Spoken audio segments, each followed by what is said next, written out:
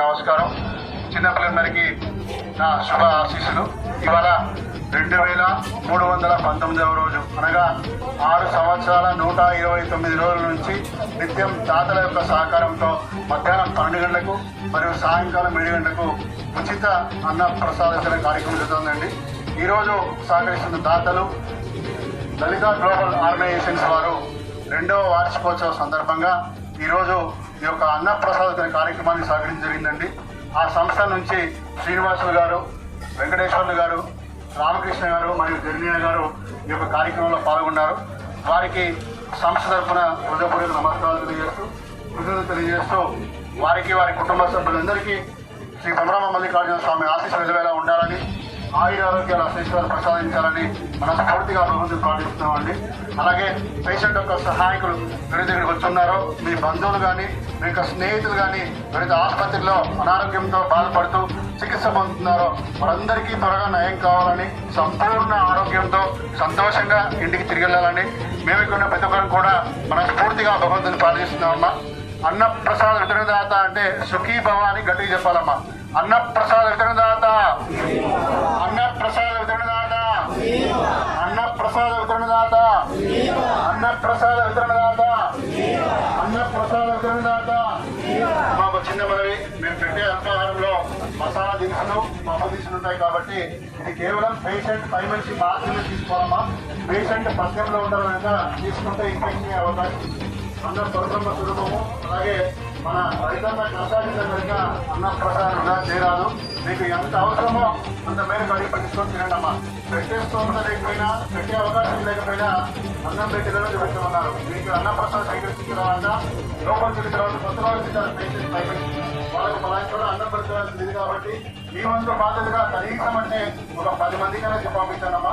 వచ్చేటప్పుడు తప్పనిసరిగా రేటు నీళ్ళ కూడా తెచ్చుకోవాలండి.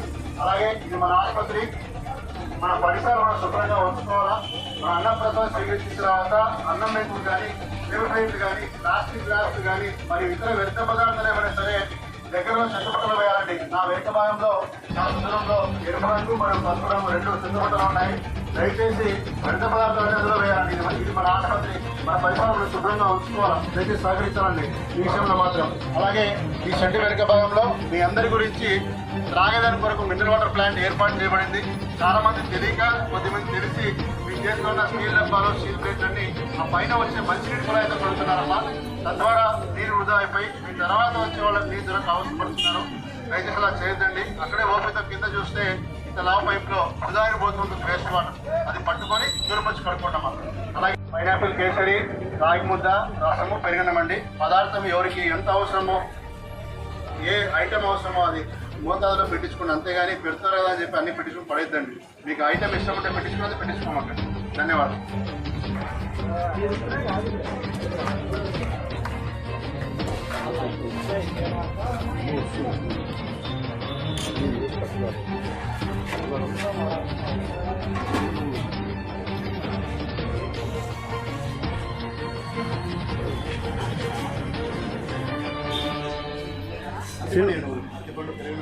ఇది కంటే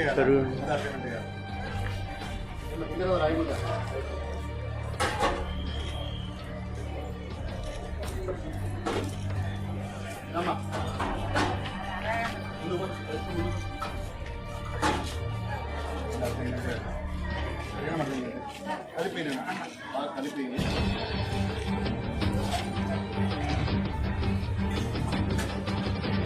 మనం ఆగు. ఇప్పుడు మూలండి